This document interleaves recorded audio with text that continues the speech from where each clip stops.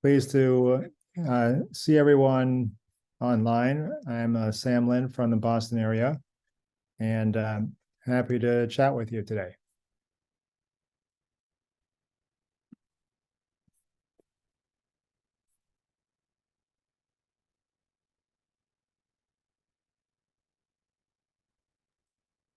If you guys want to put any questions you have in the chat. Otherwise, Dr. Lin, do you just want to get started introducing yourself, telling everyone about, we're hoping for tips on applying to the match, why U.S. clinical experiences are so important.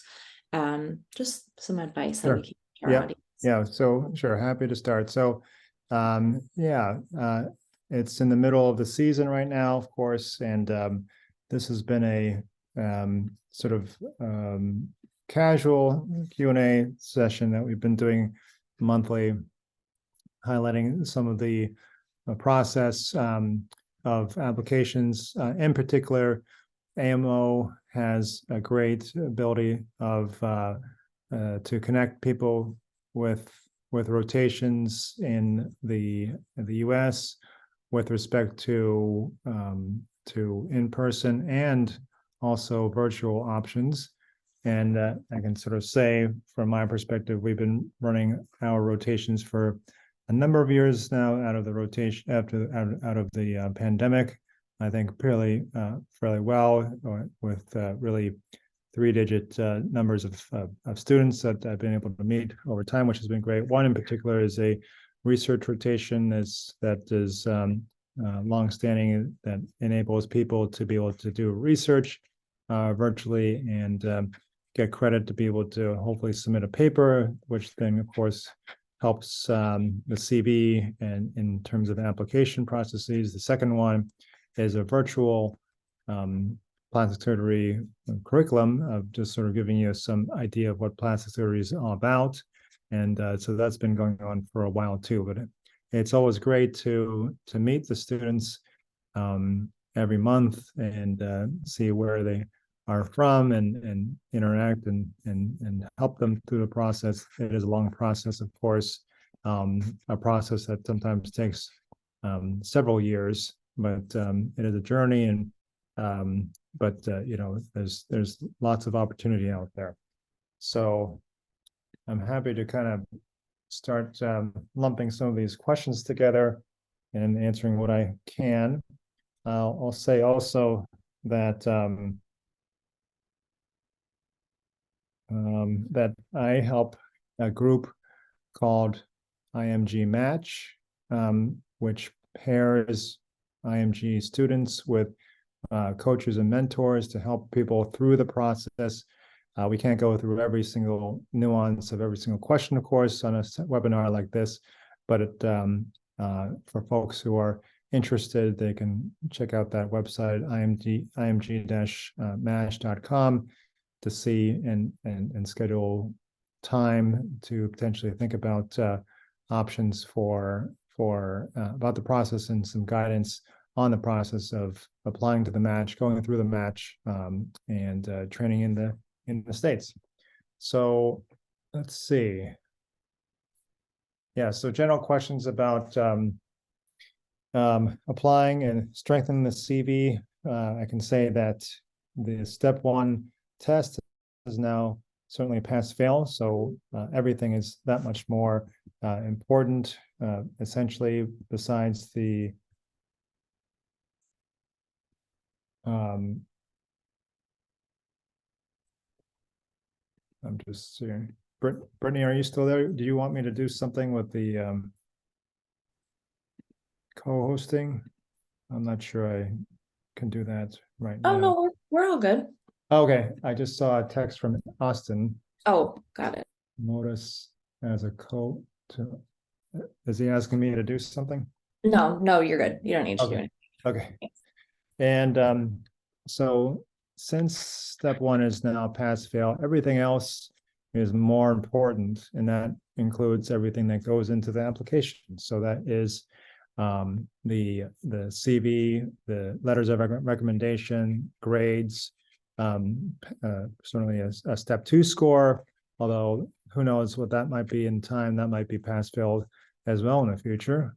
But research obviously is the next thing that I think can really show dedication and give folks some things to talk about during their interview process and investigate and really just demonstrate people's interests. So I think that's probably the one thing that people can do to continue to strengthen their CV. It's only one component. It's not the only component, of course, but it is something that is measurable at least. So without going and delving too much into that, it's sort of just anything else that you can do to help strengthen the CV that way. And and then international students, yeah, we've got AM Opportunities has resources on the whole for connecting people and doing rotations. And then the group that I help is IMG Match, that helps people match and through the process of coaching, mentoring for the process of going and applying through the match, regardless of whatever field that you wish to go into, but also connecting with your local mentors as well. And letters of recommendation, certainly all good letters of recommendation are important. And if you have ones who are from the US, that I think is even more notable because there's probably a better chance about how your letter writers may be able to connect with program directors. And GPA is individual for different programs, different schools, certainly. So that in your dean's letter, that often does show up in terms of what that grade level GPA means. So depending on the coursework as well. And in terms of electives, usually that is the case. It's not absolutely required, but for step one, but oftentimes, sometimes they may ask for that depending on the rotations. Doing an elective essential for the match. Well, again, I think it's dependent on your field, what you want to go into. And if you want to match in the US, which assuming that a lot of folks on this call are from international medical schools, so that is an important component. But no one's ever going to tell you that you absolutely have to do anything. It really depends on the individual, but certainly with more visibility, touch points with programs in the US, I think that would be helpful. Okay, accreditation system.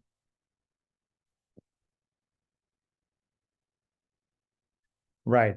Yeah, so this new accreditation system that has pitted different medical schools has created a lot of confusion, certainly, and we see it on our side as well.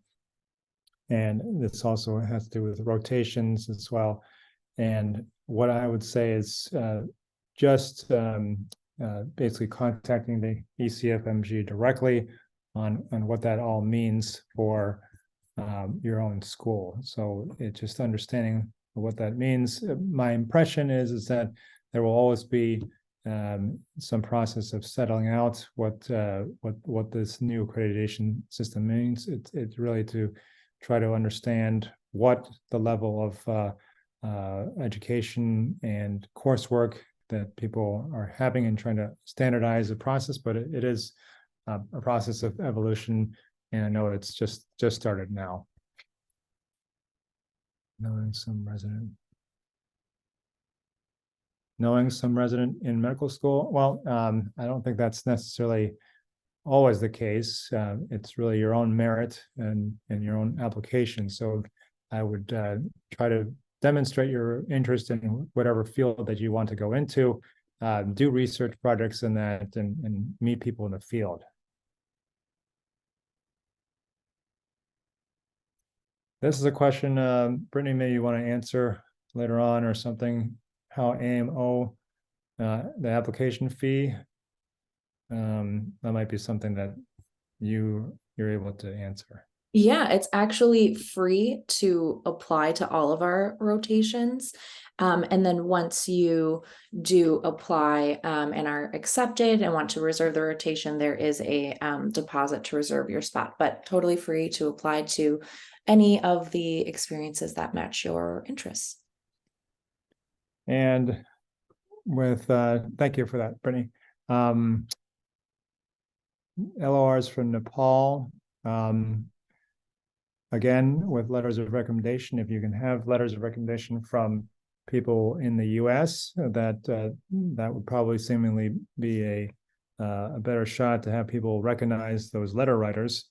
If the people from Nepal are known to people in your particular field, then that doesn't necessarily be the case, but it's just helpful to be able to know.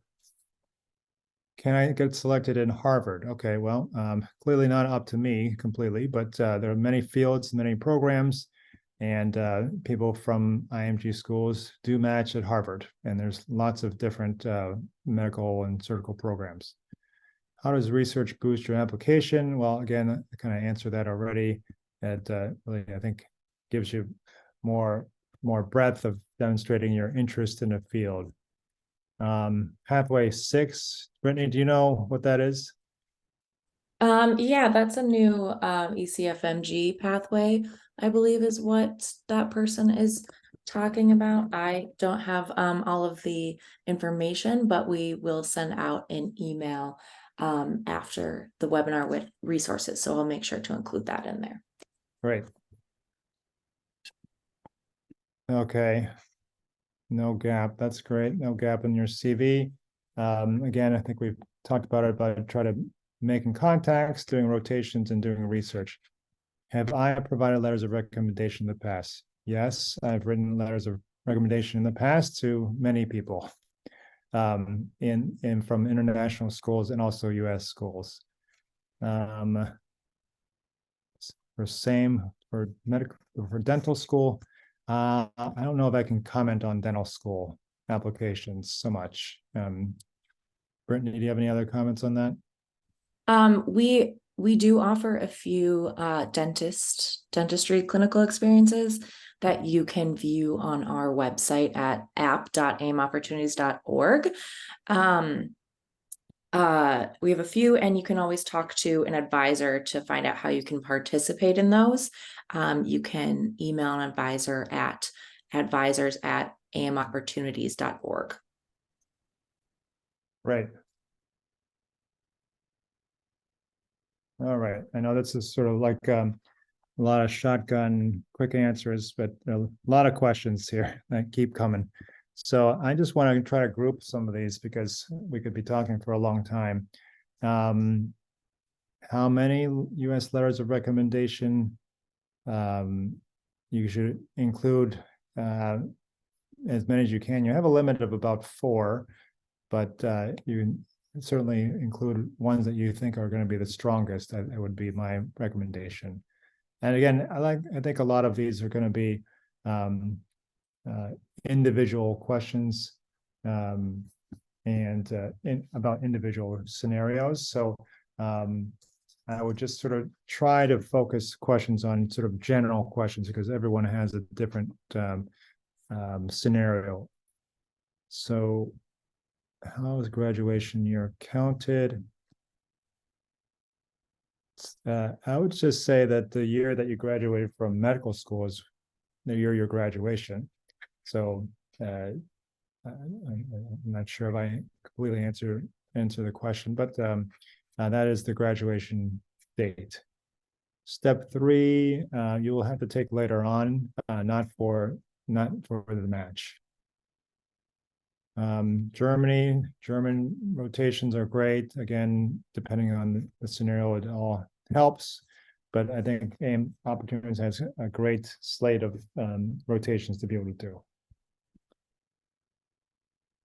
Dr. Lynn, do you want to talk about your programs that you host with us? Sure.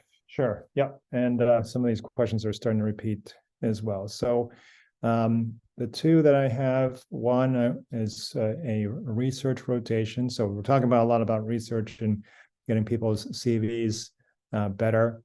And what it is a research rotation that applies to all fields. It doesn't have to do with surgery or even plastic surgery. So we've had folks from all different kinds of fields do this rotation every month, in neurology, in medicine, cardiology, pathology, really psychiatry, looking at a particular topic and being able to start the process of doing research and systematic reviews.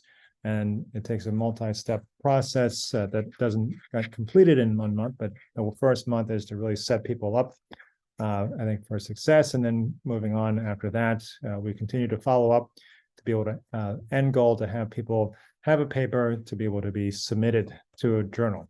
And then the whole journal process, of course, takes another period of time. But we've had at this point several people and opportunities, students who'll be able to go through the process and have papers accepted, which is super exciting.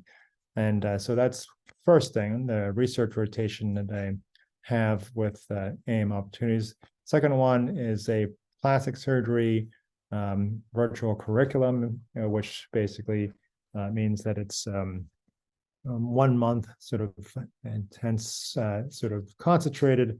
It's a rotation that really delves people and gives people a sense of what plastic surgery is about.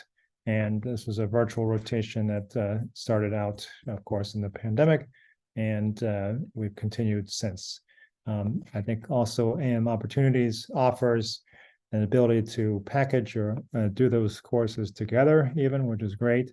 And again, AM Opportunities has been wonderful, and they've got lots of resources to be able to help you do rotations and different virtual rotations and in-person rotations across many, many fields in the US. Thank you, Brittany. Thank you. So we've got about 5 minutes remaining. Probably not going to be able to answer all the questions, but I'll try to continue to. Brittany, if you could just take a look ahead and see if you can kind of group some of these questions as I'm going through this, that'd be super helpful. Yeah, of course. We just got a really good question.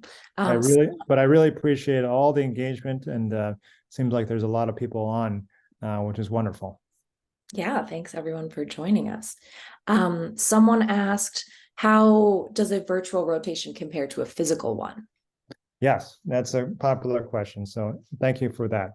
So for me in particular, the difference is the virtual rotation and in-person rotation are very different. So a virtual rotation for me allows me to interact with and see the student a lot more actually face-to-face than ever would be an in-person sort of rotation. So things have been slower out of the pandemic to allow people to come back, especially in our hospital. But for my virtual rotation, I spend time, there's classwork, out of classwork and classwork as well. The daytime work is sort of on independent study with a schedule every day with the students. And then we meet every single night for about a half hour to 45 minutes, going over more material and interacting and teaching. So I see folks every single day on the weekdays, the whole month. The in-person rotation, very different because you're interacting with a group team of colleagues that I work with. So I don't see rotators that often, to be honest, maybe for surgery, maybe once or twice a week over the surgery time or seeing patients, but you're really interacting with a lot of more people and that rotation and when people do that. And that's been something to really just see what the inner workings of more of what a hospital works like, or how our hospital, let's just say, works. So very different. The virtual approach is a lot of concentrated instructional time. The in-person rotations typically are more also really getting a sense of the culture of the place too, to see how things function and how people interact in the healthcare system. So they're very different rotations.